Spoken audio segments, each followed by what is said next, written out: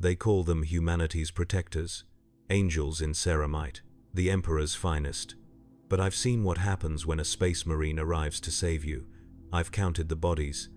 I've walked through the streets they leave behind. And I've learned something the Imperium doesn't want you to know. The real terror isn't that they might lose control, it's that they never do. I have been a servant of the Administratum for 37 years, and in that time I have learned that every number tells a story if you know how to read it.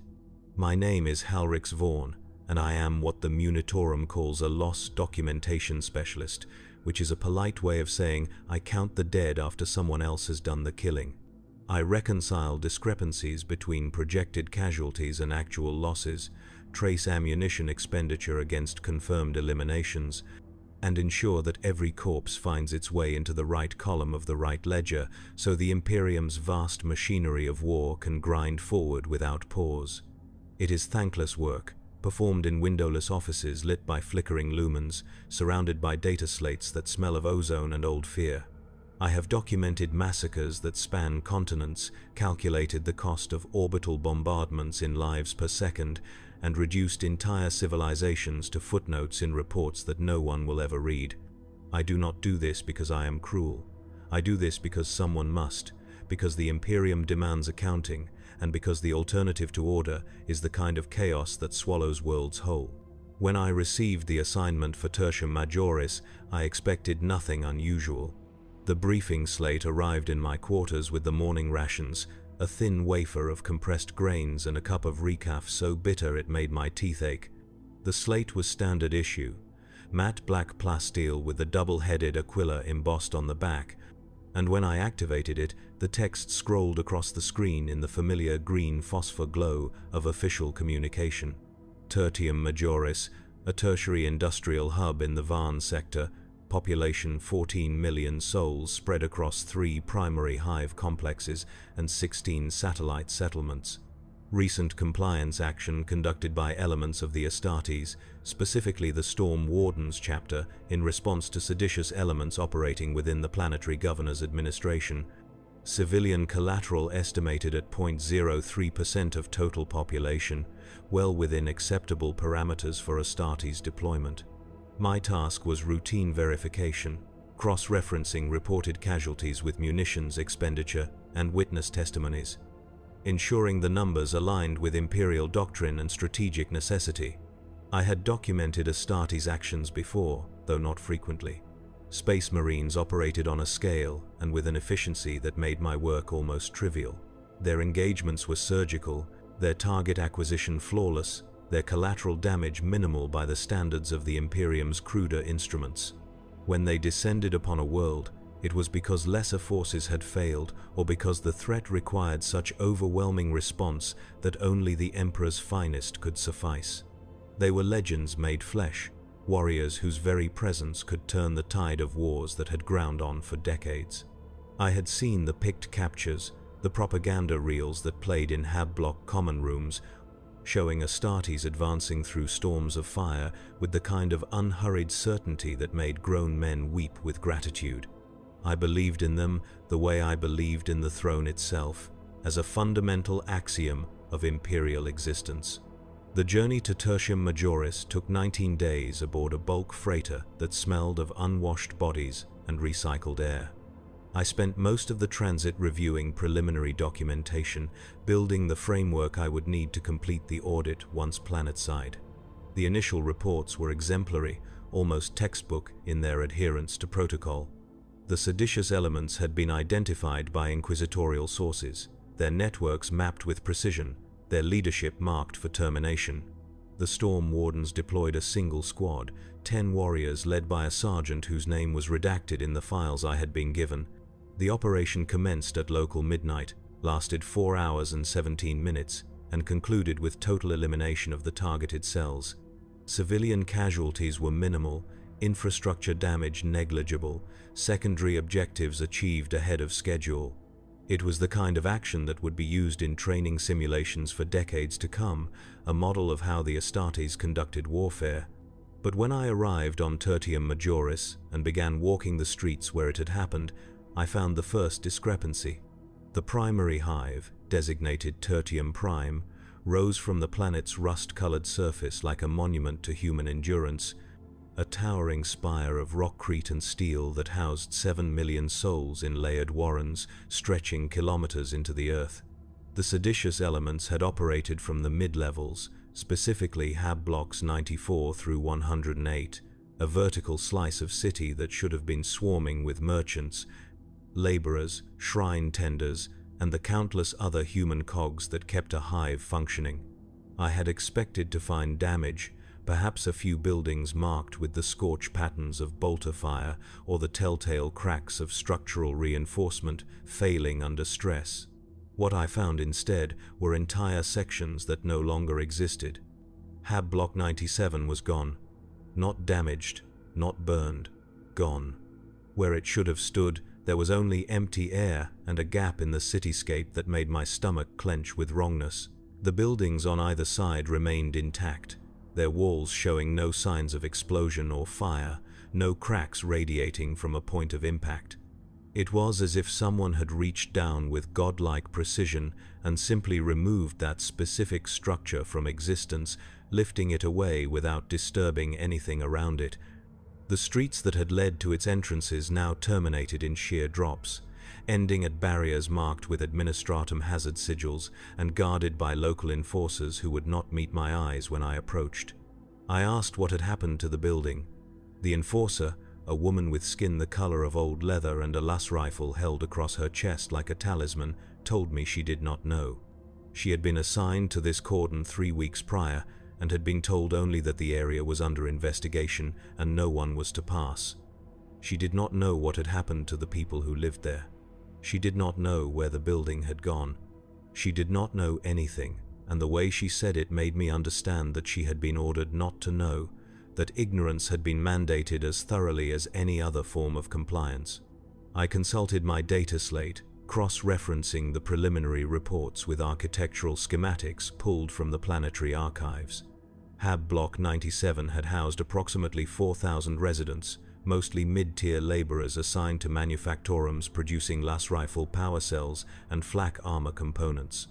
According to the after-action report filed by the Storm Wardens, the building had sustained minimal damage during the compliance action, with fewer than 30 confirmed casualties resulting from collateral fire during the extraction of one seditious cell leader who had barricaded himself on the 73rd floor. The report noted that the operation had been conducted with exemplary precision, that civilian evacuations had been coordinated in advance, that every discharge of weapons had been calculated to minimize unintended loss of life. But the building was gone, and 4,000 people with it. I began to feel the first stirrings of unease. Over the next 7 days I walked every street, every level, every access corridor where the Storm Wardens had operated. I interviewed survivors, reviewed medical records from the local Medicaid facilities, examined ammunition expenditure logs from the chapter's own quartermasters. The more I looked, the more the numbers refused to align. The official casualty count listed 412 dead, a figure that included both seditious elements and civilians caught in crossfire. But when I tallied the missing, when I accounted for the people whose ration chits had gone unclaimed, whose work assignments had been redistributed, whose names appeared on family registry documents but nowhere else in the planetary databases, the number grew to something closer to 12,000. Entire families had vanished. Whole floors of residential blocks showed no signs of habitation, their doors sealed with wax stamps bearing inquisitorial sigils, their interiors emptied of everything from furniture to the scratches on the walls where children had once marked their heights. I found a school that should have held 300 students but now stood empty, its desks arranged in perfect rows as if waiting for a class that would never arrive. I found a shrine to the God Emperor where the candles still burned, but the congregation had disappeared, leaving only a single servitor that continued to sweep the floors in mindless repetition, its augmetic limbs grinding softly in the silence. No one would speak to me about what had happened. When I pressed for interviews with witnesses, I was told that all testimony had been classified by order of the Inquisition. When I requested access to Medicaid records, I found that entire sections had been redacted, leaving only summaries so vague as to be useless. When I tried to access Vox logs from the night of the operation, I was informed that the recordings had been corrupted by atmospheric interference, though the technical specifications of the equipment made that explanation laughable. Someone was erasing the evidence, pruning away anything that contradicted the official narrative, and they were doing it with the kind of thoroughness that suggested resources far beyond a simple bureaucratic oversight. I returned to my assigned quarters, a cramped cell in the administratum annex that smelled of mildew and old fear, and spent the night reviewing everything I had gathered. The data slates formed a mosaic of absence, a pattern of gaps and silences that told a story all their own. I am trained to see such patterns, to recognize when numbers have been massaged or altered, when reality has been bent to fit someone's preferred version of events. What I could not understand was why. The Astartes had won. The seditious elements had been eliminated. The planet remained compliant. There was no strategic reason to hide the true cost, no tactical advantage in obscuring what had actually occurred. Unless the cost itself was the thing that needed hiding. I decided to pursue the Vox logs. The Administratum maintains redundant archives for all communication traffic, a legacy of distrust stretching back to the Horus Heresy when traitors had used corrupted data to sow confusion among loyal forces. Even if the primary logs had been purged, copies would exist in tertiary storage systems. Often forgotten and poorly maintained, but accessible to someone with the right clearances and enough patience. I spent 2 days navigating the labyrinthine bureaucracy of Tertium Prime's communications infrastructure, filing requests in triplicate, invoking obscure regulations that granted auditors access to supposedly sealed materials, and calling in favors from peers who owed me from previous assignments. Eventually, I found what I was looking for in a sub-basement archive so deep in the hive that the air tasted of rust and the lumens flickered with the unreliability of ancient power conduits. The Vox logs had not been corrupted. They had been edited. I could see the cuts, the places where segments had been excised with surgical precision, leaving gaps in the timeline like missing teeth in a skull. But whoever had performed the editing had been sloppy in one crucial respect. They had left the timestamps intact, and by comparing the duration of the original recordings with what remained, I could calculate exactly how much had been removed. 4 hours and 17 minutes of operation, but only 41 minutes of recorded Vox traffic. Someone had deleted 3.5 hours of audio, and they had done it in a way that suggested they wanted to preserve certain segments while erasing others. I played what remained.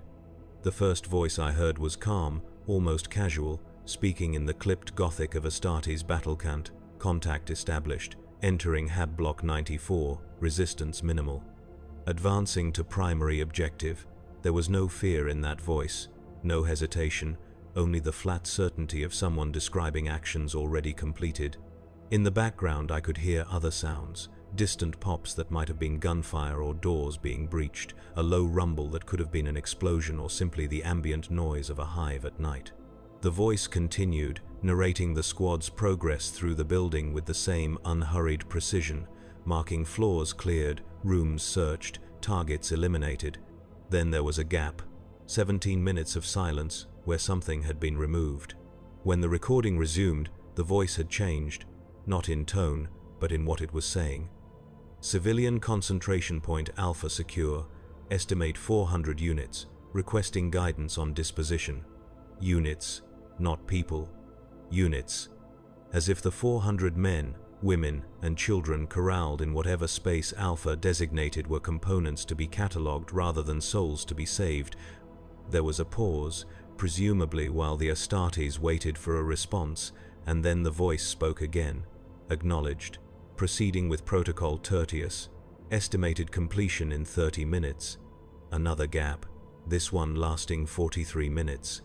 When the log picked up again, all I could hear was screaming. It lasted for 11 seconds before cutting to silence, and in those 11 seconds I heard more raw terror than in all my years documenting battlefields. It was not the sound of people caught in crossfire, not the panicked shouts of civilians fleeing an active combat zone. It was something older, something primal, the noise that prey makes when it understands there is no escape and death is coming not as a possibility but as an absolute certainty. And beneath the screaming, almost inaudible, I could hear something else. A rhythmic sound, wet and heavy, like meat being tenderized or bones breaking under sustained pressure. The log ended. I sat in that archive for a long time after the recording stopped, staring at the data slate in my hands and trying to reconcile what I had just heard with everything I believed about the Astartes. They were humanity's defenders, the Emperor's chosen, warriors who stood between mankind and the horrors of a galaxy that wanted nothing more than to devour us all. They were not butchers. They were not executioners of the innocent. They were supposed to be better than that, elevated above the cruelties that lesser men might resort to in the name of necessity. But the Vox log did not lie. I began searching for picked feeds next, reasoning that if Vox traffic had been preserved even in edited form, visual records might exist as well. Tertium Prime's security infrastructure was extensive. Thousands of picked capture units mounted on every major thoroughfare and intersection, feeding data to central monitoring stations where menial servitors watched for signs of unrest or criminal activity. The feeds were stored for 90 days before being purged to make room for new recordings, which meant the night of the Astartes action should still be retrievable. I filed the appropriate requests, cited my authority as a munitorum auditor, and waited for access to be granted. It was denied. The denial came from an office I had never heard of, buried so deep in the administratum hierarchy that I had to cross-reference 3 different organizational charts to even confirm it existed. The Order of Selective Archival Maintenance, a subdivision of the Inquisition's administrative apparatus, responsible for determining which records were preserved for posterity and which were deemed unnecessary for imperial continuity. The message was polite but absolute. All picked capture records from the relevant dates had been transferred to inquisitorial custody for ongoing investigation. No exceptions would be made. My clearance, while sufficient for standard auditing procedures, did not extend to materials involved in active inquisitorial inquiries. Any further attempts to access restricted data would be noted in my permanent record and might result in disciplinary action up to and including termination of service. I understood the message clearly. Stop looking. But I had spent 37 years learning how to read between the lines of imperial bureaucracy, and I knew that absolute prohibitions often pointed toward the things most worth finding. If the Inquisition had taken the picked feeds, it meant there was something in them significant enough to warrant such heavy-handed control. It also meant that somewhere in the vast tangle of Tertium Prime's data infrastructure there would be fragments they had missed, backups created by redundant systems or archived by diligent servitors following protocols no one remembered to update. I found them 3 days later in the most unlikely of places. The local ecclesiarchy maintained its own network of picked capture units, ostensibly for monitoring pilgrim traffic and ensuring proper observance of holy days. The feeds were stored locally in the Cathedral of the Eternal Vigil, a baroque structure of stained glass and gold leaf that rose from the lower hive like a promise of salvation. The priests who maintained the archives were old, half-blind from decades spent reading scripture by candlelight, and deeply uninterested in the activities of administratum auditors.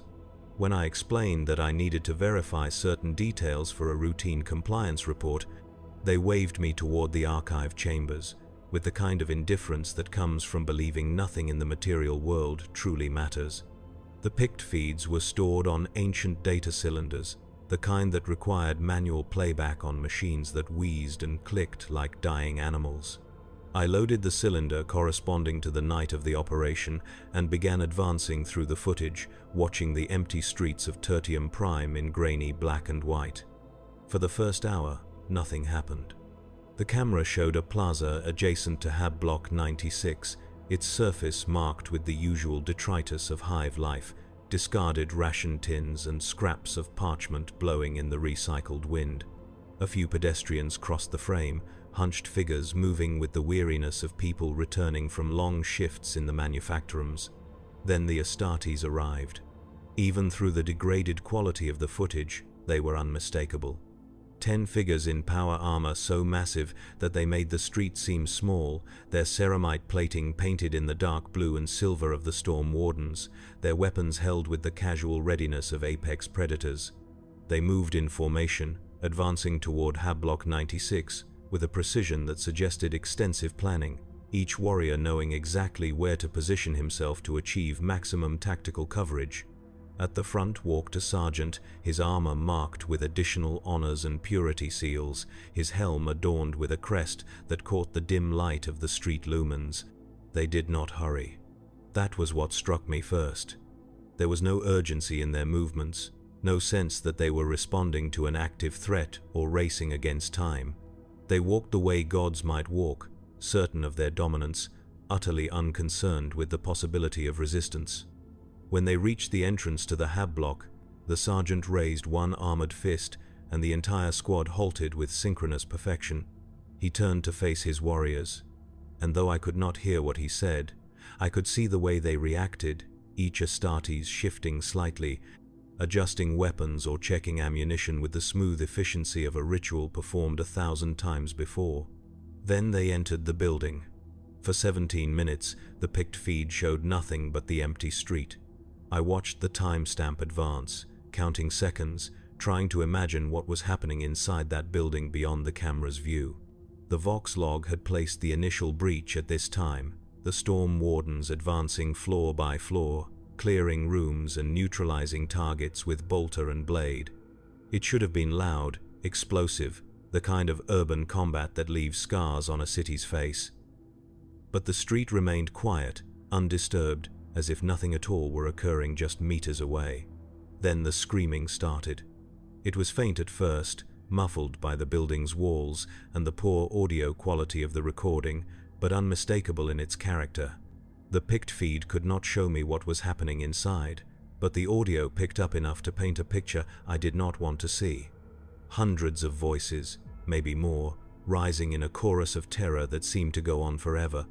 And punctuating the screams were other sounds, the distinctive bark of bolter fire, the crash of something heavy impacting flesh and bone, the wet crunch of bodies being destroyed with methodical thoroughness. I forced myself to keep watching. 43 minutes later, the Astartes emerged. They walked with the same unhurried certainty they had shown entering, their armor now marked with streaks and spatters of red that looked black in the grainy footage. The sergeant paused at the threshold, turning back to survey the building one final time, and I found myself wondering what he saw that made him nod with what looked like satisfaction. Then he raised his hand again, and the squad reformed, moving back across the plaza with the same mechanical precision, leaving the Hab block behind as if it were nothing more than another objective ticked off a list. The building was silent now. I advanced the footage, watching the empty street for another hour, hoping to see survivors emerge, hoping to see enforcers arriving to secure the scene, hoping to see anything that would suggest the screaming had been exaggerated or misunderstood. But no one came. The building simply stood there, dark and still, and as dawn began to lighten the sky in the recording, I could see something that made my hands start to shake. The windows were covered in red.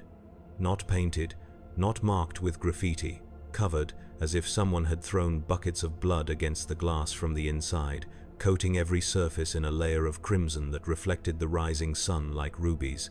I zoomed the image as far as the ancient equipment would allow, trying to make out details, and what I saw made me understand why the Inquisition had seized every other recording. The blood was not splattered.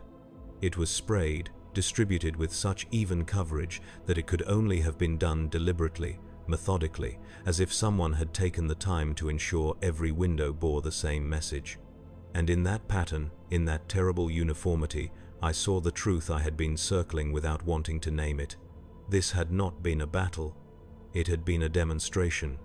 I spent the next week trying to find someone who would talk to me about what had actually happened that night, someone who had seen it firsthand and survived to tell the tale. The survivors I had interviewed previously had all given the same vague statements, carefully worded testimonies that praised the Astartes for their swift and decisive action while offering nothing concrete about what that action had entailed. But I had been conducting audits long enough to recognize coach statements, and I knew that for every person willing to recite the official line, there were others who had refused to speak at all. I found one in the lower levels of Tertium Prime, in a district so deep that the hive's recycled air tasted of metal and desperation. Her name was Cetra, and she had been a shift supervisor in one of the manufactorums before the compliance action. Now she worked sorting scrap metal in a processing facility that paid in meal vouchers rather than thrown gelt, and when I approached her she looked at me with the hollow eyes of someone who had seen something they could never unsee. She did not want to talk. I told her I was not there to threaten her, that I only wanted to understand what had happened, that the Imperium deserved a true accounting of events rather than the sanitized version being promoted by official channels. She laughed at that, a sound like glass breaking, and told me the Imperium did not care about truth, only compliance. But she talked anyway, perhaps because keeping silent had become its own kind of torture, perhaps because she needed someone else to carry the weight of what she knew. She had been in Hab Block 98 the night the storm wardens came. Cetra told me that the first sign of the Astartes was not sound or sight but smell. She had been preparing for sleep, washing in the communal facilities on her floor, when she noticed a change in the air.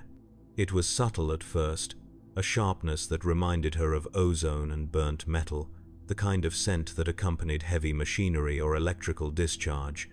But as it grew stronger, she recognized it for what it was, the distinctive odor of ceramite and promethium, the smell of the Astartes themselves, so potent that it preceded them like a herald.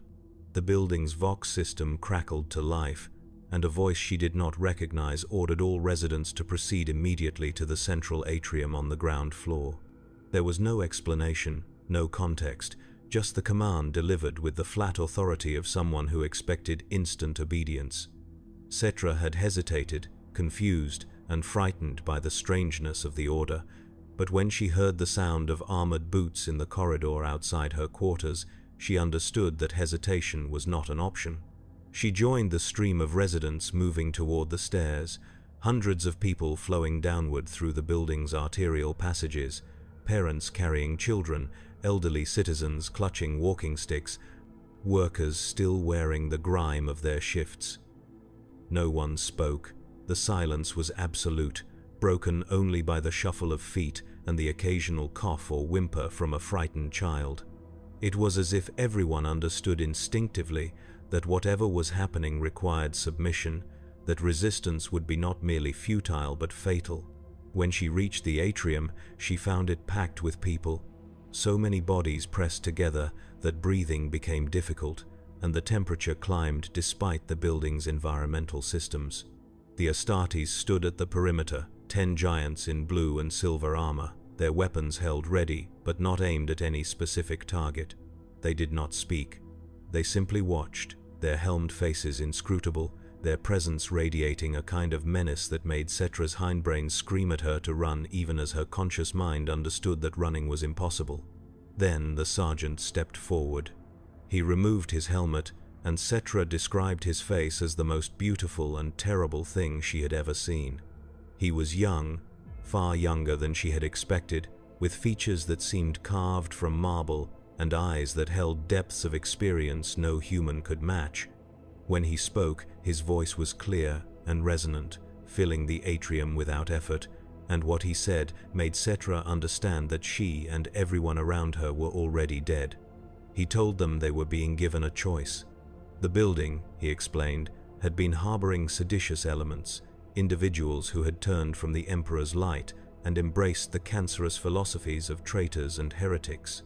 These individuals had been identified and eliminated, their corruption purged with cleansing fire and righteous wrath.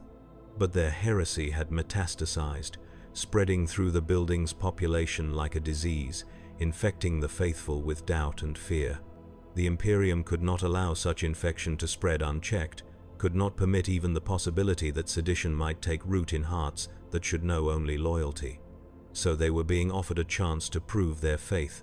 Anyone who had harbored doubts, anyone who had listened to the whispers of the heretics, anyone who felt even the faintest tremor of uncertainty about the Emperor's divine mandate, was invited to step forward and confess. Such confessions would be viewed favorably, treated as evidence of repentance rather than guilt. Those who confessed would be separated from the faithful and given the opportunity to redeem themselves through service to the Imperium, their lives preserved in exchange for absolute obedience to the will of the throne. Those who remained silent would be assumed innocent and permitted to return to their quarters once the investigation was complete. Cetra told me that she knew immediately it was a lie.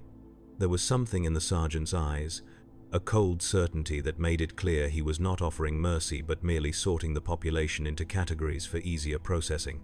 She watched as people began stepping forward, some weeping openly, others maintaining stoic silence, all of them believing, or perhaps just hoping, that confession would save them. The Astartes directed the confessors to one side of the atrium, herding them with gestures of their weapons, forming them into a tightly packed group that grew larger with each passing minute. When no more confessions came, the sergeant nodded and replaced his helmet. What happened next occurred so quickly that Cetra's mind could barely process it. The Astartes opened fire, not at the confessors but at the crowd of those who had remained silent. Those who had believed their innocence would protect them. Bolter rounds tore through bodies with horrifying efficiency, each explosive shell detonating inside flesh and turning human beings into clouds of red mist and shattered bone. The screaming began, but it was drowned out almost immediately by the relentless thunder of sustained bolter fire, a sound so loud and so pervasive that Cetra felt it in her chest like a second heartbeat. She ran. Everyone ran, or tried to, but there was nowhere to go. The Astartes had positioned themselves to create a kill zone with no exits, a geometric trap that ensured maximum efficiency in the slaughter. Cetra threw herself behind a decorative pillar, pressing her body against the rockcrete and praying to the Emperor for deliverance, while all around her people died in numbers that defied comprehension. She could hear them, the wet sounds of bodies hitting the floor, the crack of bones snapping under the weight of collapsing corpses, the gurgling cries of those who had not died immediately and were drowning in their own blood. It lasted for 11 seconds.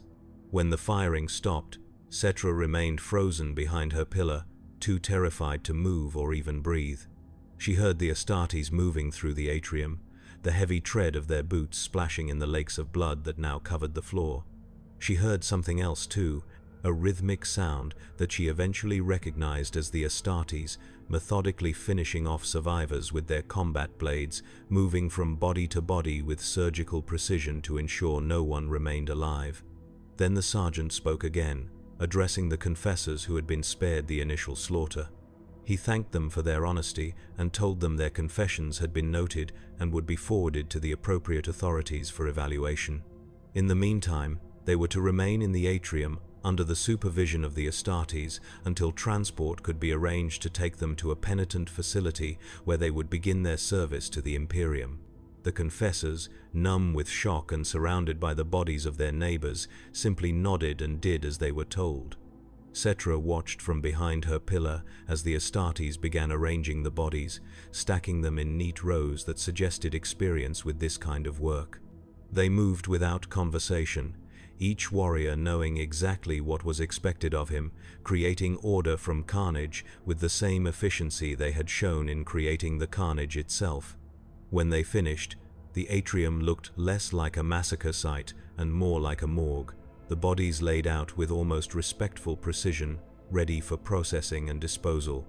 The sergeant walked among the confessors, examining them one by one, and Cetra saw him pause occasionally to mark certain individuals with a device she could not clearly see.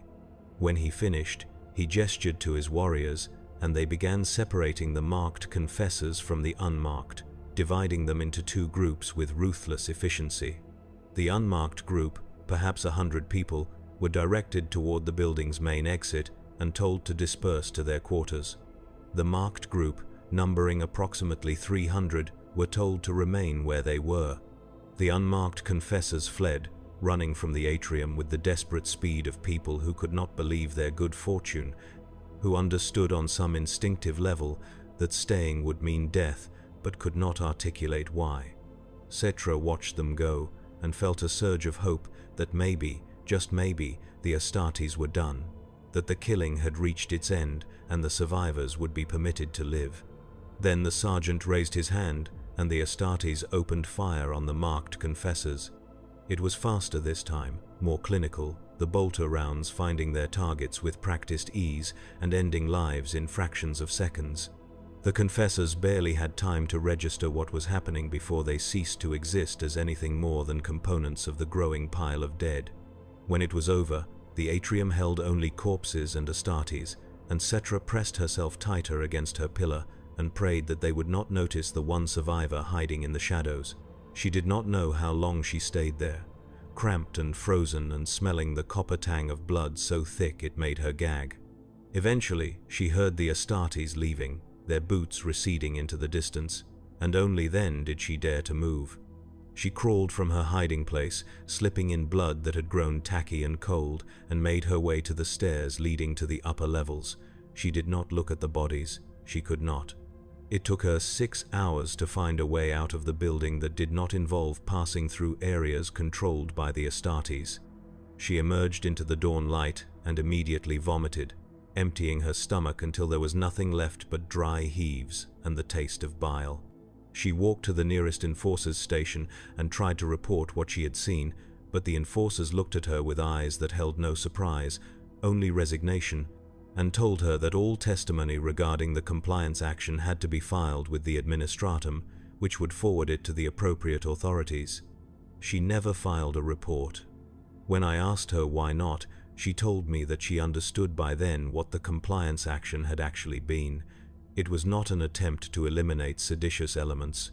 It was a test, a brutal calculus designed to measure loyalty not through faith but through fear. The Astartes had given people a choice between confession and silence, and then they had killed everyone regardless of what they chose, proving that in the eyes of the Imperium there was no difference between the guilty and the innocent, only the obedient and the dead. And the confessors who had been released, the unmarked ones who had fled the atrium believing they had been spared, carried with them the knowledge of what happened to those who hesitated when the Astartes gave commands. They would spread that knowledge through the hive like a virus, infecting everyone they encountered with the understanding that when the Emperor's chosen arrived, the only correct response was immediate and absolute compliance. Resistance was death, doubt was death. Even confession was death unless the Astartes decided otherwise.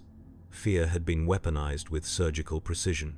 Cetra finished her story and looked at me with eyes that held no hope, only exhausted understanding.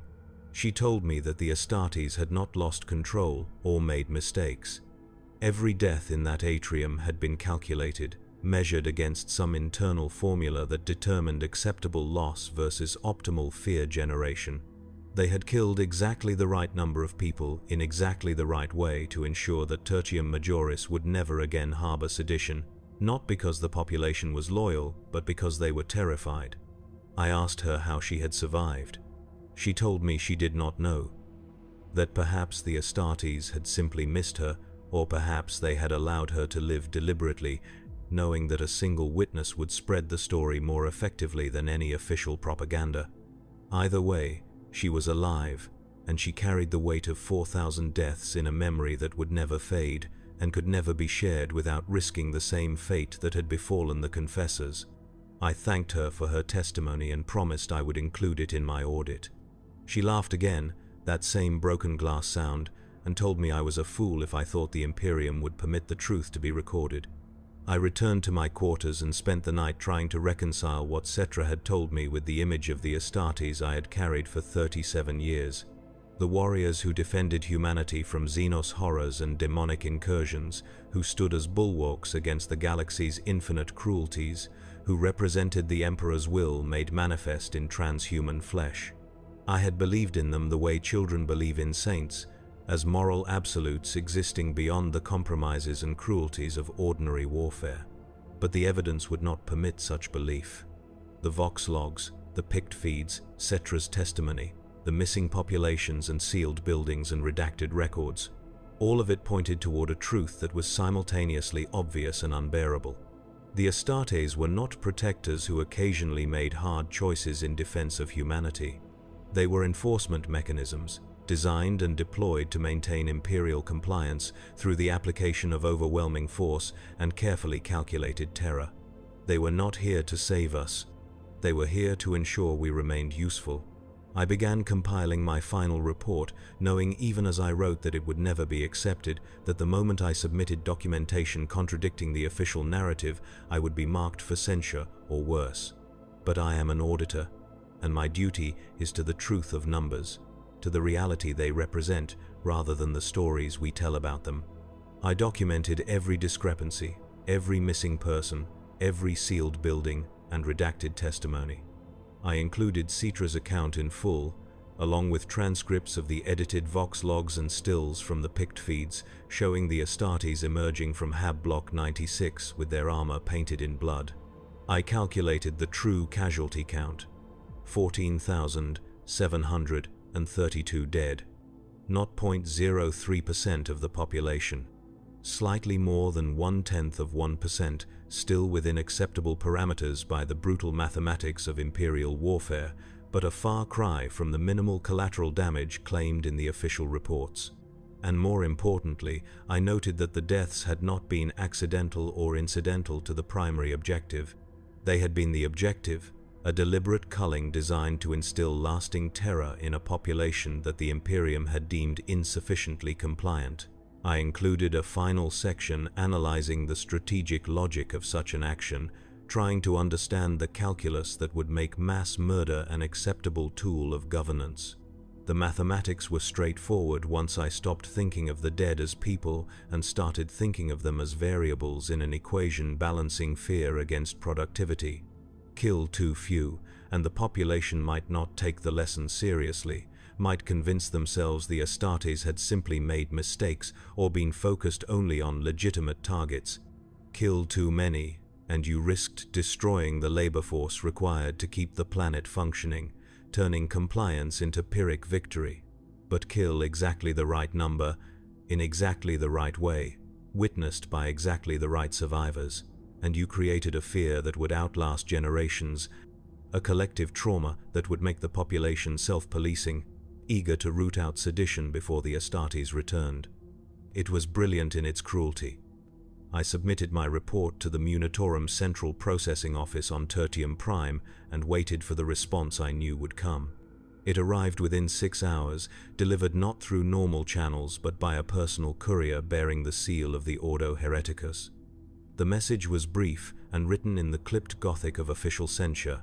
My report had been reviewed by the appropriate authorities and found to contain factual inaccuracies and unsubstantiated claims that contradicted verified accounts from multiple reliable sources. I was to amend my findings to align with the official casualty figures of 412 dead, acknowledging that while regrettable, such losses were well within acceptable parameters for an operation of this nature. Any attempt to submit alternative figures would be considered an act of sedition, as it would undermine public confidence in the Astartes and by extension the Imperium itself. I was reminded that my oath of service bound me to accuracy in service of imperial interests, not to the pursuit of truth for its own sake. The message concluded with a choice.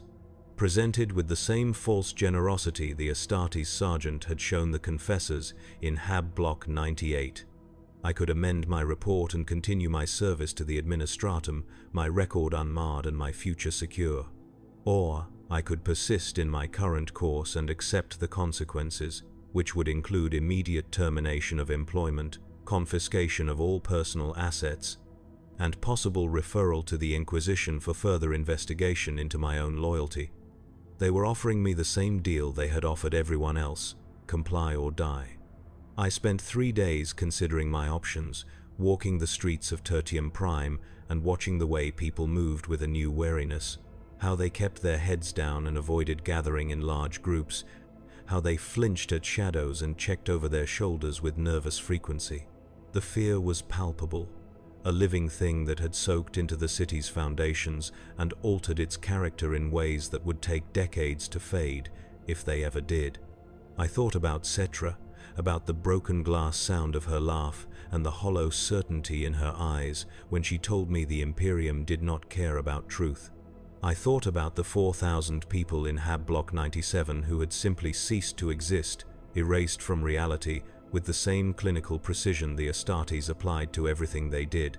I thought about all the other audits I had conducted over 37 years, all the numbers I had reconciled and reports I had filed, and I wondered how many of them had been sanitized versions of horrors I had never bothered to investigate. I thought about what it meant to serve an Imperium that measured human lives as acceptable losses and deployed its finest warriors not to protect humanity, but to terrify it into submission. In the end, I made my choice. I amended the report. I changed the casualty figures to match the official count, removed all references to Cetra's testimony and the pict feeds and vox logs that contradicted the approved narrative. I wrote that the Storm Wardens had conducted the operation with exemplary precision and minimal collateral damage, that the seditious elements had been eliminated with surgical efficiency, that civilian casualties were regrettable but well within acceptable parameters given the nature of the threat. I submitted the amended report and received confirmation of its acceptance within the hour. My record remained unblemished. My service continued uninterrupted. I was commended for my diligence and thoroughness and assigned to my next audit on a world whose name I have already forgotten. But I kept copies of everything. The original vox logs, the pict feeds, Cetra's testimony transcribed word for word, the calculations showing the true casualty count, all of it stored on data wafers, hidden in places where even the Inquisition would be unlikely to find them. I told myself I was preserving the truth for some future reckoning. For a day when the Imperium might value accuracy over narrative control and demand an honest accounting of what had been done in its name. I do not believe that day will ever come. But I needed to believe I had not simply surrendered, that some part of me still clung to the idea that truth mattered even when no one wanted to hear it. So I hid the evidence and went back to my work, counting the dead for an Imperium that measured corpses in percentages and called slaughter acceptable as long as it served the greater good. I still think about Tertium Majoris sometimes, in the quiet moments between audits when my mind drifts and my defenses lower. I think about the sergeant removing his helmet to reveal that beautiful, terrible face, about the calculated precision with which he sorted people into categories for slaughter, about the way he had turned confession itself into a weapon. I think about the Astartes emerging from Hab Block 96 with blood sprayed across their armor in patterns that suggested deliberate effort rather than simple combat spatter. And I think about what it means that I amended the report, that when faced with the same choice given to the confessors in the atrium, I chose compliance over truth because survival seemed more important than integrity. I tell myself I am being strategic, that by remaining in my position, I can continue to document the Imperium's excesses and perhaps find ways to smuggle the truth to people who might actually be able to do something with it. But I know this is a lie. A comfortable fiction I tell myself to avoid confronting the reality that I am simply afraid. Afraid of the Inquisition, afraid of losing my position and the small securities it provides, afraid most of all of becoming another number in someone else's casualty report, a data point representing acceptable loss in service of some goal I will never understand. The Astartes are not monsters.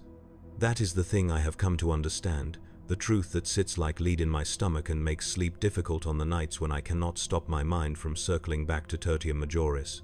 Monsters act from impulse or madness, from corrupted desires or broken psychologies that make their actions comprehensible even when horrifying. But the Astartes are not broken.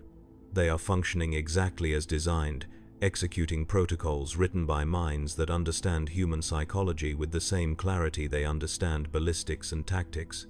They are tools, forged and perfected over 10,000 years, designed to achieve specific objectives through the application of specific methods.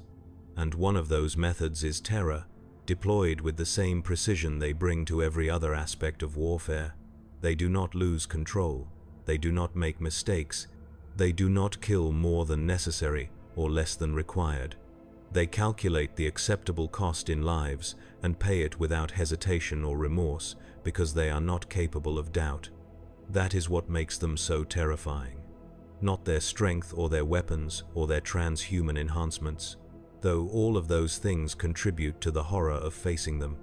What makes them truly terrifying is their absolute certainty, their unshakable conviction that they are right and that whatever they do in service of that conviction is justified. They do not struggle with moral questions. They do not lie awake, wondering if there might have been another way. They simply execute their mission parameters with flawless efficiency and move on to the next world that requires their attention. The Imperium fears them not because they might turn traitor, though that threat exists and has been realized in the darkest chapters of our history. The Imperium fears them because they are correct, because their cold mathematics of acceptable loss and strategic terror actually work, because worlds that receive the kind of compliance action Tertium Majoris experienced do not rebel again for generations, if ever. The fear they generate is so profound, so deeply embedded in the collective psyche of populations who have witnessed their work, that it becomes self-perpetuating, passing from parents to children as stories that become legends and finally myths about the Emperor's angels who punish the unfaithful with exterminating fury. And the truly horrifying thing is that this is necessary. I have audited enough battlefields to know that the galaxy is not kind, that humanity clings to existence by its fingernails in a universe filled with things that want to eat us or corrupt us or simply erase us from reality. The Xenos are real, the heretics are real, the demonic forces that claw at the boundaries between the material and immaterial are monstrously, undeniably real. The Imperium's cruelty is not sadism for its own sake, but a calculated response to threats that demand overwhelming force and absolute compliance. The Astartes exist because we need them to exist, because without their terrible certainty and ruthless efficiency, humanity would have been consumed millennia ago. They are the price we pay for survival, the compromise we make between extinction and freedom, and that price is measured in lives like those lost on Tertium Majoris. People who died not because they were guilty, but because their death served a strategic purpose. I do not know if I can live with that understanding, but I do not have a choice. None of us do. We serve the Imperium because the alternative is annihilation, and if that service requires us to look the other way when the Emperor's chosen commit atrocities in our name, then we look away and tell ourselves it was necessary. We amend our reports and file them in triplicate and move on to the next audit, counting corpses and reconciling ledgers and pretending that numbers on a data slate are not also people who once lived and breathed and loved and feared. I am Halrix Vaughn, and I have been a servant of the Administratum for 37 years. I have learned that every number tells a story, if you know how to read it. And I have learned that some stories are too dangerous to tell, that truth is a luxury the Imperium cannot afford, and that the greatest terror is not the monsters that threaten us from without, but the ones we create ourselves and call necessary. The Astartes are coming. They are always coming. To some world in some sector, answering some call for aid or compliance, or simple extermination. They will descend in drop pods trailing fire, or stride from thunderhawks with bolters held ready, or simply appear as if summoned by the weight of humanity's need. They will do what they were designed to do with perfect efficiency and absolute conviction. They will kill exactly the right number of people in exactly the right way to ensure compliance lasts another generation. And when they leave, people like me will count the dead and file reports that transform atrocity into acceptable loss, that reduce the screaming and the blood and the broken bodies to percentages and statistical variance. We will tell ourselves it was necessary. We will tell ourselves there was no other way. We will tell ourselves that the alternative would have been worse, and maybe we will even be right. But we will remember. In the quiet moments, in the spaces between audits when our minds drift and our defenses lower, we will remember the faces we saw in picked feeds, the voices we heard in vox logs, the testimonies we erased, and the truth we amended in service of a lie we call necessary. We will carry those memories like scars, hidden beneath our robes and behind our eyes, and we will wonder if the price of survival might eventually become too high even for creatures as desperate as us. I wonder if the Astartes ever think about the people they kill. I wonder if they dream, and if so, whether those dreams are haunted by the faces of confessors who believed confession would save them, or children who died because they lived in the wrong building at the wrong time, or old men and women who survived a lifetime of service to the Imperium only to be categorized as acceptable loss in the final hours of their existence. I wonder if they feel anything at all when they pull the trigger, or if that capacity was burned out of them during the process that transformed them from boys into weapons, if doubt and mercy and compassion are simply incompatible with the function they were designed to fulfill. I wonder if I would recognize myself if I could see what I have become. If the young man who joined the Administratum 37 years ago, believing in truth and service and the fundamental righteousness of the Imperium's cause, would understand the compromises I have made and the lies I have told, and the silence I have chosen in place of integrity, I suspect he would not. But that young man is gone, erased as thoroughly as the residents of Hab Block 97. And what remains is someone who knows too much and does too little, who files amended reports and keeps hidden copies and tells himself that survival is a virtue rather than a cowardice. The Imperium endures. That is what we tell ourselves, the mantra we repeat when the weight of service becomes too heavy and the cost of compliance too high. The Imperium endures because we endure, because we accept the necessary cruelties and file the appropriate paperwork and look away when looking too closely would force us to confront truths we cannot change. We are the machinery that keeps the vast engine of human civilization grinding forward, processing bodies and resources and loyalty into the raw materials of survival. And the Astartes are the enforcement mechanisms that ensure the machinery never stops, that ensure compliance remains absolute and fear remains perpetual, and that no one ever forgets what happens when you question whether the price might be too high. They are terrifying not because they are monsters, but because they are perfect, functioning exactly as intended, achieving objectives with mathematical precision and moving on without hesitation or regret. They are terrifying because they prove that cruelty can be rational, that atrocity can be calculated, that you can transform human suffering into strategic advantage and call it necessary. They are terrifying because they are right. And knowing that, understanding it with the certainty that comes from walking through the aftermath of their work and counting the bodies they leave behind, is the thing I cannot reconcile with the man I used to believe I was.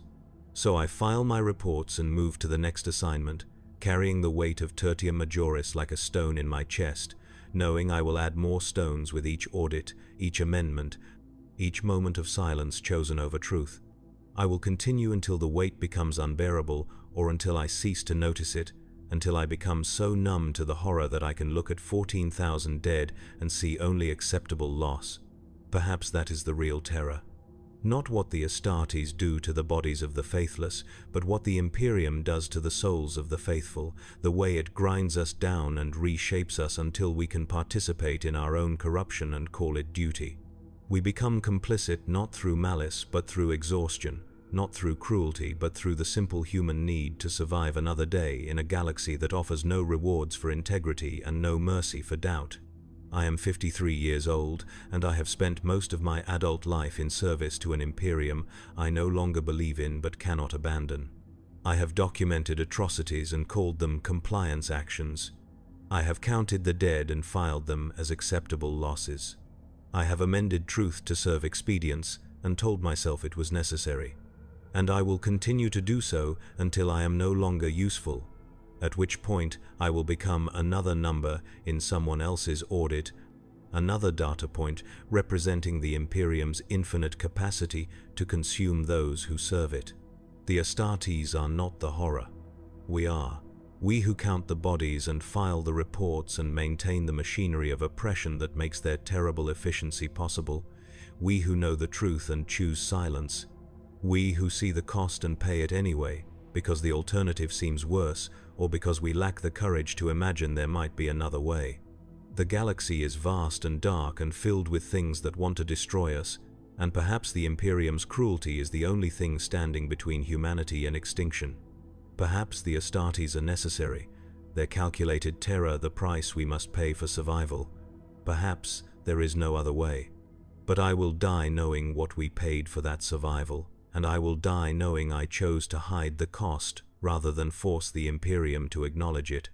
That knowledge sits in my chest like broken glass, cutting with every breath, and I suspect it will be the last thing I feel before whatever end awaits me in service to the God Emperor and his Imperium of man. The truth is hidden but not lost.